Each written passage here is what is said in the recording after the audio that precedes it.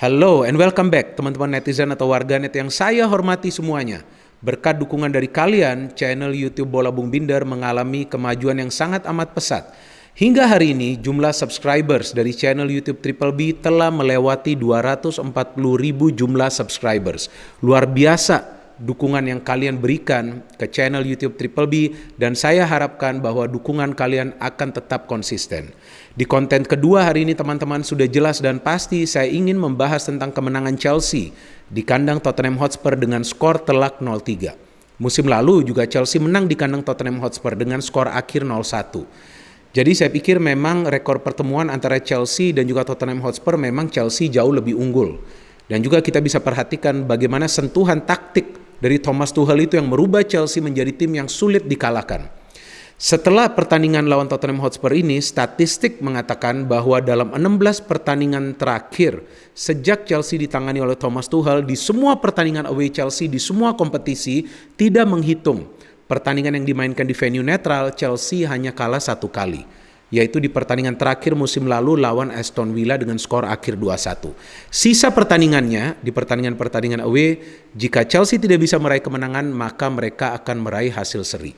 Artinya Chelsea telah menjadi tim yang tangguh di lini pertahanan. Arsenal saja tidak bisa mencetak gol kan lawan Chelsea. Ya tapi Arsenal memang sih penyerangnya pada tumpul kan. Coba saja teman-teman kan bisa melihat pertandingan lawan Norwich dan juga lawan Burnley. Hanya bisa mencetak 1 gol. Ya kita jangan bandingkan dengan Arsenal deh. Anyway Liverpool tuh. Ya Liverpool berhadapan dengan Chelsea. Chelsea bermain dengan 10 pemain. Dan Liverpool hanya bisa mencetak gol dari penalti. Itu bukti ketangguhan dari pertahanan Chelsea. Dan juga lawan Tottenham Hotspur yang sebelumnya pernah mengalahkan Manchester City di kandang mereka sendiri, Chelsea bisa menutup ruang gerak dari para pemain pilar mereka, yaitu Son dan juga Harry Kane. Apa artinya itu? Artinya bahwa para pemain Chelsea sudah memahami apa yang mereka perlu lakukan untuk meredam agresivitas dari para pemain tim lawan yang bermain di lini serang. Sama juga seperti lawan Liverpool kan, kita tidak melihat pemain Liverpool bisa banyak mendapatkan peluang dari dalam kotak penalti. Lebih banyak tuh peluang-peluang dari luar kotak penalti. Dan kali ini Mendy tidak bermain. Yang bermain adalah Kepa.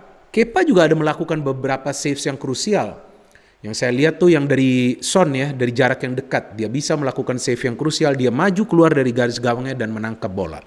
Seperti biasa, saya ingin dulu membahas line-up dari kedua tim. Sangat penting, teman-teman. Kita memahami pemain-pemain yang diturunkan oleh kedua pelatih, tentunya dari tim tuan rumah dulu ya, Tottenham Hotspur teman-teman. Memang Chelsea punya rekor yang bagus nih lawan Tottenham Hotspur, dan kemenangan Chelsea atas Tottenham Hotspur adalah kemenangan di pertandingan London Derby ketiga musim ini. Sebelumnya mereka menang lawan Palace, mereka menang lawan Arsenal, dan kemudian ya lawan Tottenham Hotspur. Sedangkan Arsenal justru kalah dalam 2 pertandingan London Derby mereka kan, lawan Brentford, lawan Chelsea, dan kita tunggu bagaimana nanti lawan Tottenham Hotspur. Itu juga adalah pertandingan yang menarik tentunya. So from Tottenham Hotspur, Hugo Lloris, Emerson Royal, ini pemain baru dari Hotspur. Romero juga pemain baru. Eric Dyer, Reguilon, kemudian Dombele, Højbjerg, and Dele Alli, Lo Celso, dan juga kemudian Harry Kane. So from Chelsea, Romelu Lukaku, Kai Havertz, Mason Mount, Marcos Alonso, Mateo Kovacic, Jorginho, Cesar Azpilicueta yang dipilih di sebelah kanan karena mengawasi gerak-gerik cepat dari para pemain Tottenham di sektor wing seperti Son dan juga Dele Alli, dan di belakang Rudiger, Thiago Silva, Andreas Christensen, dan Kepa. Oke, dari jalannya pertandingan, memang Tottenham Hotspur seperti biasa bermain agresif. Tottenham Hotspur ingin mencetak gol cepat nih. Maka itu mereka dengan baik memberikan tekanan kepada para pemain Chelsea yang berada di sektor wingback atau juga di tengah. Maka itu kalau kita perhatikan di babak pertama teman-teman, para pemain Chelsea tidak bisa menciptakan peluang yang berbahaya. Memang mereka coba untuk menciptakan peluang dari dalam kotak penalti. Jika tidak ada miss kick dari pemainnya, maka ada tendangan yang bisa diblok. Seperti peluang dari Mason Mount atau juga Kai Havertz yang miss kick. Lukaku melakukan pergerakan-pergerakan yang berbahaya tapi masih bisa dibaca.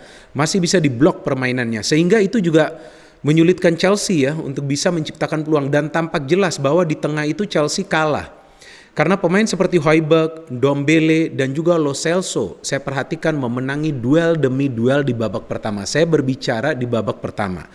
Tampak bahwa para pemain Chelsea itu sulit untuk mengatasi agresivitas dari para pemain Tottenham Hotspur.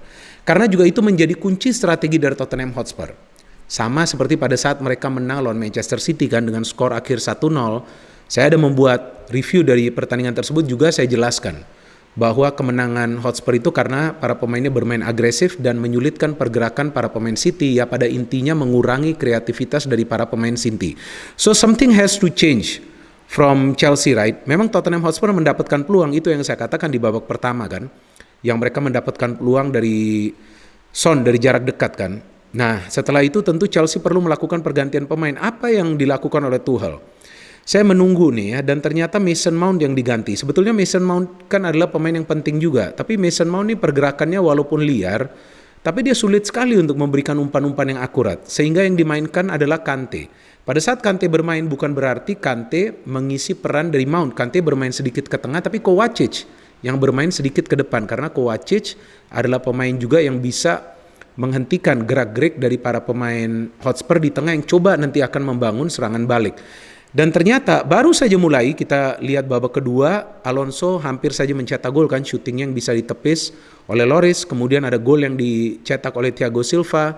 Coba deh teman-teman perhatikan itu, Thiago Silva tuh sebetulnya sulit untuk melakukan heading, tapi dia bisa melompat lebih tinggi dari Dele Alli dan dia bisa melakukan finishing yang sempurna.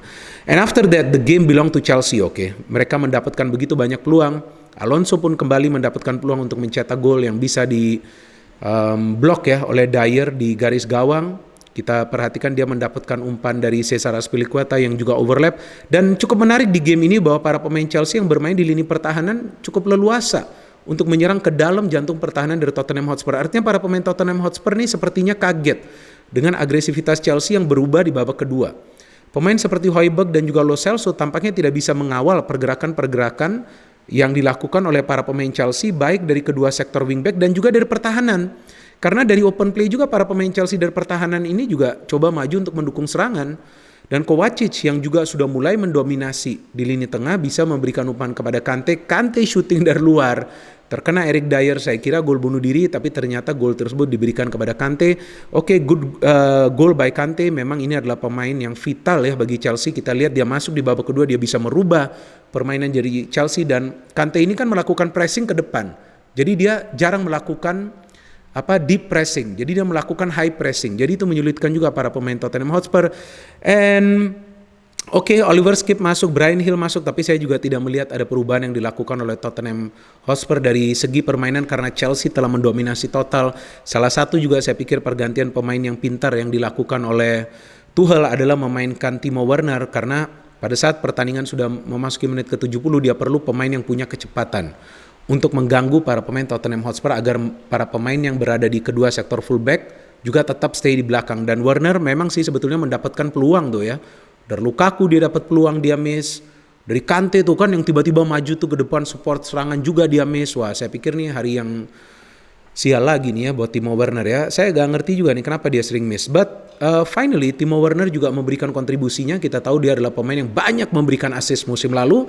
And dari corner sebetulnya bola itu tidak bisa di-clear dengan baik oleh para pemain Tottenham Hotspur. And look at that goal.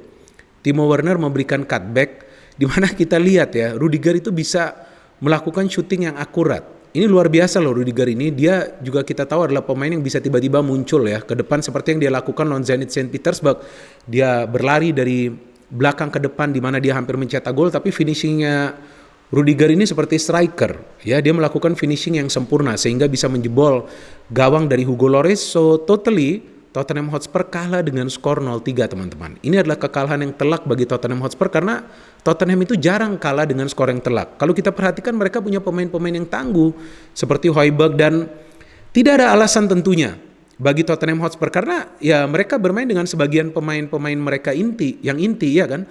Ada Son, ada Harry Kane. Oke, mereka kehilangan Lucas Moura, tapi saya pikir Lo Celso juga tidak buruk permainannya ya di babak pertama, tapi di babak kedua kan berubah total. Lukaku didn't score, tapi secara permainan Lukaku bekerja keras.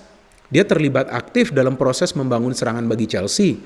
Jadi itu yang membuat Chelsea menjadi tim yang compact, artinya tim yang padat. Tim yang padat itu berarti adalah tim yang mengandalkan kolektivitas. Jadi jarak antar pemain itu tidak begitu jauh. Itu yang memungkinkan para pemain Chelsea untuk bermain dengan passing-passing jarak pendek atau juga passing-passing umpan silang yang bisa mereka berikan secara akurat. Dan juga kita bisa perhatikan bahwa materi pemain dari Chelsea ini cukup baik ya. Ada pemain yang datang dari bench dan juga bisa memberikan kontribusinya. Yang pertama Kante, kedua adalah Werner. Jadi untuk sementara kalau saya melihat klasemen sementara, Chelsea berada di peringkat nomor 1 dan uniknya poin mereka ini sama dengan Liverpool dan selisih golnya juga sama teman-teman. Ya kita tunggulah ya bagaimana dua pelatih asal Jerman, Jurgen Klopp dan di Liverpool dan juga Tuchel di Chelsea bisa membuat kedua tim yang mereka tangani saat ini bersaing di papan atas. Dan saya pikir di awal musim ini kita juga belum bisa memberikan prediksi tim mana yang kira-kira akan menjadi juara karena masih awal, baru berapa pertandingan nih, baru 5 pertandingan teman-teman. So we wait and we hope for the best for all the teams in Premier League dan tentunya juga dong tim favorit saya Arsenal. Jangan lupakan Arsenal. Gak apa-apa sementara ini Arsenal lagi begitu performance-nya, begitu seperti apa? Lagi merosot. Tapi jangan kaget, nanti tiba-tiba ia akan melesat. Kapan? Saya juga tidak tahu ya, kita tunggu saja nanti tanggal mainnya ya. No hate, only football. Salam sepak bola.